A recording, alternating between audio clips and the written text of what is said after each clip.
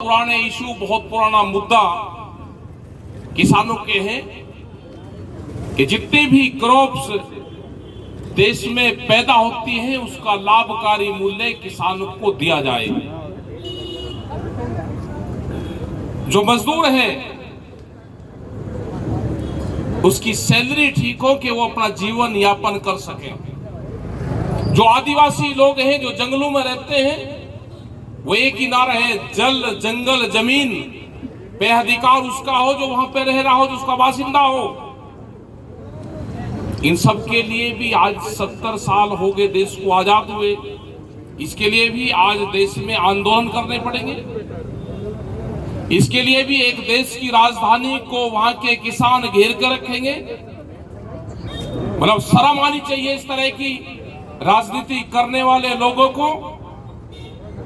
उनको शर्म आनी चाहिए कि एक देश की राजधानी को पिछले 1 साल से देश का किसान, मजदूर, आदिवासी, महिलाएं उसको घेर के रखे हुए हैं। उनको शर्म नहीं है, क्योंकि शर्म इसलिए नहीं कि वो किसी की पार्टी नहीं जिसकी वहां पे सरकार है, वो किसी पार्टी की सरकार देश में नहीं है। ये गलतफहमी में मत रहना। जब बड़े बड़े विज्ञापन अखबारों में छपते थे, जब छपता था कि अब की बार मोदी सरकार, तो अब की बार मोदी सरकार है, और मोदी सरकार को बड़ी बड़ी जो कंपनियां हैं वे कंपनियां इस सरकार को चलाने का काम करती है। अगर किसी पार्टी की सरकार होती तो वह जरूर किसान, मजदूर से, आदिवासियों से बातचीत करती। उसने नहीं की। जैसा उसको डायरेक्शन होता था उसी हिसाब की भारत सरकार बातचीत करती थी। हम पंचायती लोग हैं। अगर यहाँ पे मंच में बैठे हुए हैं तो पंचायती लोग हैं। कोई फैसला होगा तो मंच के बैठे हुए लोगों में वो ताकत है कि वो फैसला मंच पे ही लेंगे। लेकिन जितने भी 13-12 दौर की बातचीत हुई भारत सरकार से, उनको हर क्वेश्चंस का जवाब लेने के लिए कमरे में जाना पड़ता था। कमरे में जाते थे वे क्वेश्चन का जवाब लेने। वो कमरा कौन सा था? वो कमरे का लिंक था डायरेक्ट पीएमओ ऑफिस से, और पीएमओ का लिंक था पूर्ण रूप से है उससे नागपुर आरएसएस के ऑफिस से। आज भी जो क्वेश्चन आते हैं, आज भी नागपुर के ऑफिस से आरएसएस के ऑफिस आज भी क्वेश्चन तैयार करते हैं। वे क्वेश्चन उसके बाद में दिल्ली आते हैं, वही क्वेश्चन मीडिया हाउस में आते हैं, और उन्हीं क्वेश्चंस को मेरे मीडिया के जवानों की पूछने की मजबूरी है। जो एंकर हैं वे पूछना नहीं चाहते। उनके भी अपने क्वेश्चन होते थे। आज से पहले भी मीडिया पे कोई पाबंदी नहीं थी, लेकिन अपने काम चलाने हैं तो वे क्वेश्चन नागपुर से तैयार होते हैं, वे बाया दिल्ली घूम के मीडिया के ऑफिस में जाते हैं। और उनकी मजबूरी है, हमारे उन साथियों की मजबूरी है कि 6 के 6 क्वेश्चन, जो 6 से 7 क्वेश्चन मीडिया के लोग पूछते हैं, जो 1 सप्ताह का एजेंडा मिलता है, उनसे अलग कोई भी लोग नहीं जा रहे। कितनी पाबंदी होगी देश में, ये पहली बार सुना, पहली बार देखने को मिला कि कैमरा और कलम पे बंदूक का पहरा है देश में। देश की हर संस्थाओं पे कब्जा हो चुका है। अघोषित कर्फ्यू देश में है। इसका मुकाबला करने के लिए संयुक्त मोर्चा बना। बहुत सी कठिनाई आई, बहुत से एलिगेशन लगे, अलग अलग नाम से संयुक्त मोर्चे को पुकारा गया, अलग अलग आदमियों को तोड़ने की कोशिश करी गई, अलग अलग आदमियों को लालच देने की कोशिश करी गई, अलग अलग लोगों को पार्टी में शामिल करने की बात करी गई। आज भी बहुत से लोग संपर्क में होंगे कि संयुक्त मोर्चे के लोगों को तोड़ के बीजेपी में शामिल किया जाए। उनका ये षड्यंत्र है। दूसरी पार्टियों के लोगों को तोड़ के शामिल किया जाए। जो आंदोलनकारी लोग हैं उनको अपने कब्जे में लो। ये गलतफहमी अपने दिमाग से निकाल दो। जिन किसान मोर्चे के लोगों ने 1 साल तक दिल्ली को घेर के रखा, वे आपके बहकावे में आने वाला कोई नहीं है। ये चर्चाएं चलती हैं सब जगह कि क्या आप देश के प्रधानमंत्री ने 3 कानून वापसी ले लिए, आप इसका बीजेपी का समर्थन करोगे? ये संयुक्त मोर्चा फैसला लेगा। जब तक ये 3 कानून, एमएसपी, जब तक बहुत से सवाल हमारे हैं। अभी तो सरकार से लेने का टाइम आया है। 5 साल में सरकार एक बार काम करती है, एक बार किसानों के काम आती है। अभी तो जब तक चुनाव आचार संहिता नहीं लगती, जब तक सरकार से लेने का काम तो अभी आया है।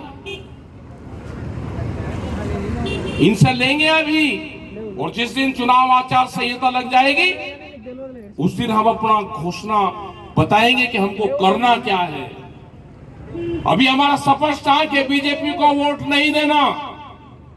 हमने बंगाल के अंदर भी कहा, हमने सब जगह कहा, और उसका असर यह हुआ कि प्रधानमंत्री ने 3 काले कानून वापसी लेने की घोषणा करी, लेकिन षड्यंत्र के तहत। किसी संयुक्त मोर्चे के लोगों से बातचीत नहीं की। क्या बातचीत करना कोई देश में अपराध है क्या? क्या हम कोई, हमारे कोई वारंट निकले हुए हैं क्या संयुक्त मोर्चे के लोगों के कि आप इनसे बातचीत नहीं करोगे? क्या यह सजा याफ्ता मुलजिम है क्या कि आप इनसे बातचीत नहीं करोगे? 1 साल से जो लोग वहां पर बैठे हुए हैं, आपको उनसे बातचीत कर रहे होगी। 1 साल में क्या नफा नुकसान हमको हुआ?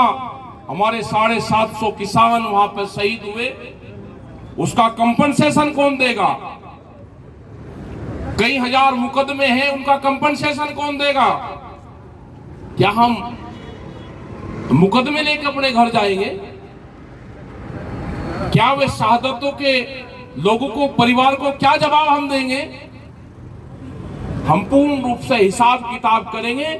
कब हमको जाना है, कैसे वहां से जाना है, ये संयुक्त मोर्चा तय करेगा। सरकार के पास में अभी भी टाइम है। ये 26 तारीख हर महीने आती है। सरकार इस मामले को निपटा ले। अभी सस्ते में छूट जाएगा पन्ना। एमएसपी पे गारंटी कानून चाहिए पक्का, क्योंकि तेलंगाना के किसान को भी पेड़ी का लाभ जब मिलेगा जब भारत सरकार, दिल्ली में बैठी हुई सरकार एमएसपी पे गारंटी कानून बना देगी। तो यहाँ की सरकार या किसी व्यापारी की हिम्मत नहीं कि उससे सस्ते में आपकी फसलों की खरीद करवा दे। लेकिन वो पर्चा, वो गारंटी कार्ड जब आपके पास में होगा तो यहाँ की सरकार जब ही व्यापारियों पर नकेल कस सकती है। अभी तो व्यापारी बहुत धड़ल्ले से सस्ते में फसलें खरीदते हैं और महंगे अपने उनको बेचते हैं, जो बड़े बड़े उनके हाउसेस होते हैं। और अभी तो यह है कि 23 फसलों पर हमने कहा, और जैसे जैसे ये समय बीतते जाएगा हमको दूध पे भी चाहिए, वेजिटेबल्स पे भी चाहिए, और ऑल जो क्रॉप्स हैं उन पे एमएसपी चाहिए। ये हमको आने वाला आंदोलन इस पे होगा कि ऑल फसलों पे एमएसपी गारंटी कार्ड चाहिए। क्यों सस्ते में लुटे? यही हाल देश के जो दुकानदार है उनका हाल है। जो दुकानदार एक दुकान करता था एक मोहल्ले में नुक्कड़ पे, वो 100 परिवारों को उधार सामान देता था। आज उसकी हालात क्या होंगे कि बड़े बड़े मॉल बनेंगे, वे दुकानदार पूर्ण रूप से खत्म होंगे। आने वाला टाइम जो साप्ताहिक बाजार लगते थे जिसमें 4.5 करोड़ लोग उसमें रोजगार पाते थे, आने वाला टाइम होगा कि साप्ताहिक बाजार लगने देश में बंद होंगे।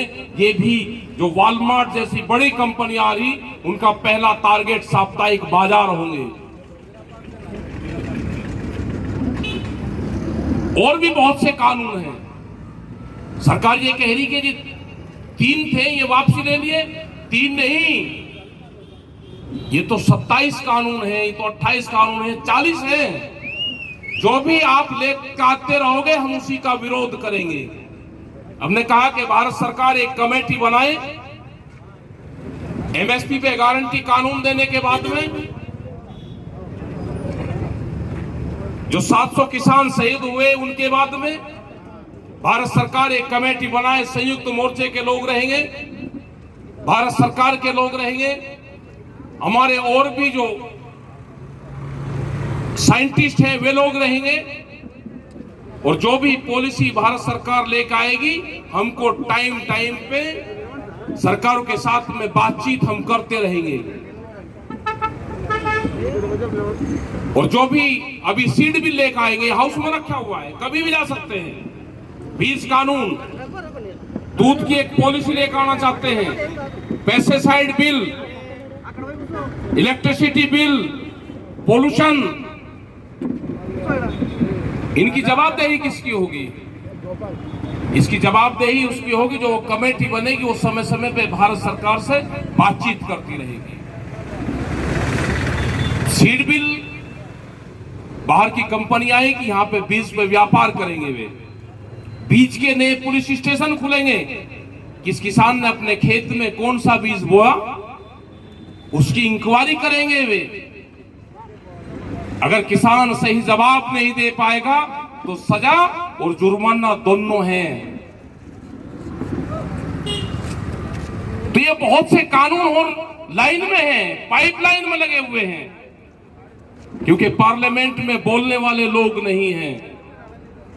पार्लियामेंट को दूसरे मुद्दों पर उलझाया जाता है।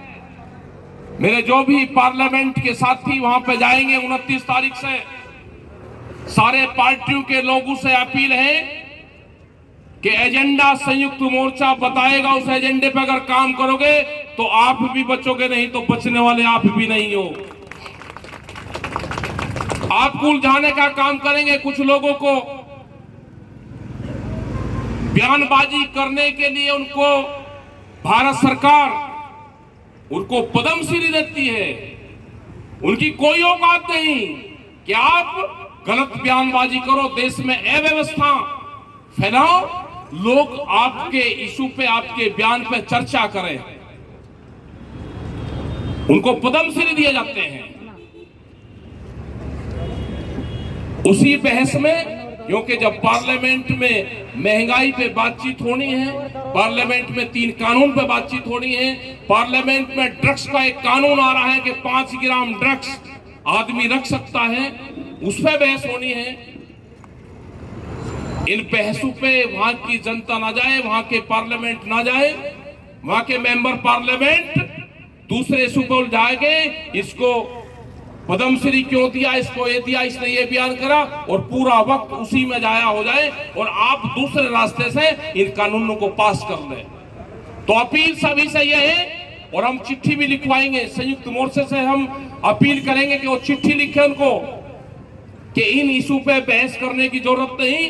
बहस जो देश में इशू है, जो किसान आंदोलन है, बहस जो महंगाई है, जो देश के हित में है, उस पे बहस करा जाए। इन सब चीजों को खारिज पहले दिन ही कर देना चाहिए, बिना वजह नहीं बहस करनी चाहिए। ये सारे हमारे इशू रहेंगे, और संयुक्त मोर्चे में कोई भी टूट फूट नहीं है। न ये अफवाह चला रहे कि संयुक्त मोर्चा इसके बाद में बीजेपी को सपोर्ट करेगा, ये अफवाहें चला रहे हैं लोग। कोई सपोर्ट नहीं करेगा, गलतफहमी में मत रहना। यह जनता है, यह सब जानती है। किसी के कहने से अगर संयुक्त मोर्चे का एक आदमी कोई सपोर्ट करने लगे, वो चुनाव में जाने लगे, उसके कहने से संयुक्त मोर्चा वहां चला जाएगा, ये गलतफहमी में है, कहीं कहीं नहीं जाता। ये संयुक्त मोर्चा देश के लिए बना, और संयुक्त मोर्चे को देश के लिए ही बना रहना चाहिए। और भी लड़ाइयां बहुत लड़ी जाएगी। एक विश्वास देश की जनता को हुआ, यहाँ के उन बेरोजगार लोगों को हुआ, जो बच्चे 14 करोड़ लोग जो बेरोजगार हुए, जो प्रधानमंत्री ने कहा था कि 2 करोड़ नौकरियां हर साल देंगे, यह आंदोलन उनका है, यह आंदोलन आदिवासियों का है, यह आंदोलन भूमिहीन किसानों का है, यह आंदोलन देश के हर उस बासिंदे का है जिस पे अत्याचार होता हो। ये संयुक्त मोर्चा वो सारी लड़ाइयां लड़ेगा। यह स्थापित हो चुका है देश में, इसको पब्लिकली मान्यता मिल चुकी है और संयुक्त मोर्चे के हमारे लीडर पूरे देश भर में जाएंगे। जहां पे भी कोई बुलाएगा उसको किसी झंडे से कोई ऐतराज किसी को नहीं। ये रंग बिरंगे झंडे ही देश की पहचान बनेंगे, यही आने वाली क्रांति की पहचान बनेंगे।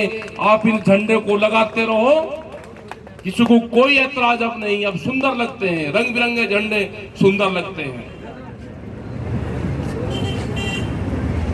हमें एक चीज और आपको जरूर कह देना चाहिए, क्योंकि हैदराबाद तेलंगाना में आए